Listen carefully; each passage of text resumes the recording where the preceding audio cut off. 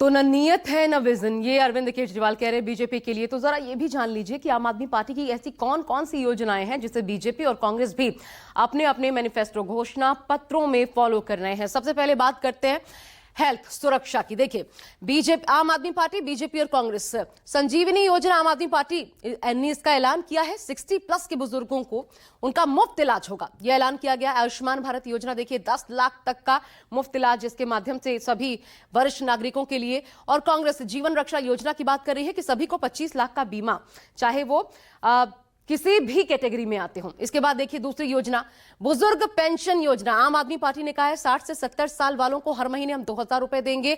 अब बीजेपी ने 2000 से बढ़ाकर ये 2500 तक का वादा कर दिया है, जबकि कांग्रेस ने फिलहाल इस पर कोई वादा नहीं किया है। तीसरी, युवाओं के लिए क्या वादे किए गए हैं वो देखिए। आम आदमी पार्टी की तरह बस यात्रा फी, अरविंद केजरीवाल ने ऐलान किया मेट्रो में 50% हम छूट देंगे। इधर बीजेपी कह रही है बस यात्रा फ्री, मेट्रो में 50% छूट बराबर। और उधर कांग्रेस ने कहा है कि हम बेरोजगारी भत्ता देंगे। इसके अलावा देखिए, आम आदमी पार्टी ने फ्री बिजली के लिए क्या कहा है, पहले से 200 यूनिट जो है फ्री जारी रहेगी। बीजेपी फिलहाल इस पर कोई घोषणा नहीं, लेकिन कहा गया है कि जो भी योजनाएं चल रही हैं वो जारी एज इट इज रखी जाएंगी। कांग्रेस ने 300 यूनिट तक मुफ्त बिजली का वादा किया है। तो ये कुछ योजनाएं जो सब पर असर करती हैं उनको लेकर के ये ऐलान है। इसके अलावा भी दिल्ली में आम आदमी पार्टी की सरकार ने पहले से ही कई योजनाएं लागू कर रखी हैं। इनको लेकर भी बीजेपी कह रही है कि ये योजनाएं बंद नहीं होंगी। देखिए, दिल्ली में केजरीवाल की आम आदमी पार्टी की सरकार पहले से ही कई फ्री की योजनाएं लागू किए हुए हैं, जिसमें हर महीने 200 यूनिट फ्री बिजली, हर महीने 20,000 लीटर मुफ्त पानी, मोहल्ला क्लिनिकों में मुफ्त इलाज और दवा, दिल्ली की हर महिला के लिए बस यात्रा फ्री और दिल्ली के हर बुजुर्गों के लिए मुफ्त तीर्थ यात्रा शामिल है। बीजेपी और खुद प्रधानमंत्री की माने तो प्रदेश सरकार की ऐसी तमाम योजनाएं उनकी सरकार आने के बाद भी लागू रहेंगी।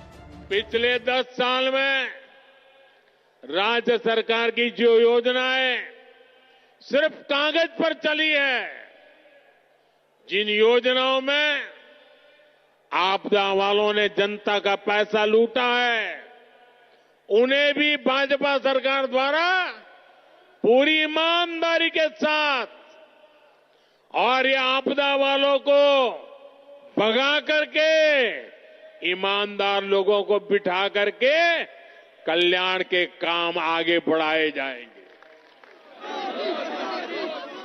बल्कि केंद्र सरकार की जो योजनाएं इन आपदा वालों ने रोक रखी है, जैसे आयुष्मान भारत, ऐसी हर योजना का लाभ भी भाजपा की डबल इंजन की सरकार में दिल्ली के लोगों को मिलेगा।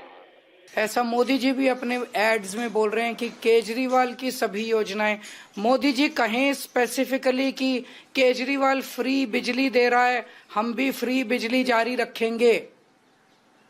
केजरीवाल फ्री पानी दे रहा है, हम भी फ्री पानी जारी रखेंगे। रेडियो के ऊपर कि केजरीवाल जो फ्री बस की यात्रा देता है वो सही है और हम भी जारी रखेंगे।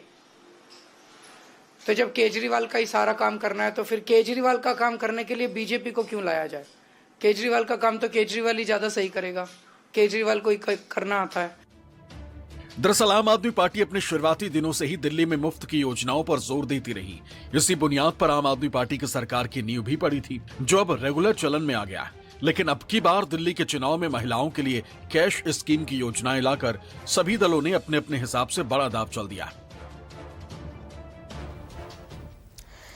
तो मुफ्त की योजनाएं और इनमें जब बात होती है, सबसे पहले नाम आता है महिला सम्मान योजना का, जो कि हर चुनाव बड़ा असर डालती नजर आती है, क्योंकि लगातार महिलाओं का वोट बैंक पुरुषों की तुलना में बढ़ता जा रहा है। महाराष्ट्र मॉडल हम आपको दिखाते हैं। देखिए क्या हुआ था, जहां पुरुषों से ज्यादा महिला मतदाताओं ने मतदान किया, वहां 80% सीटों पर महायुति जीती थी, उनके कैंडिडेट जीते थे। आपको पता है इसके पीछे लाड़की बहन योजना बड़ा असर करती नजर आई।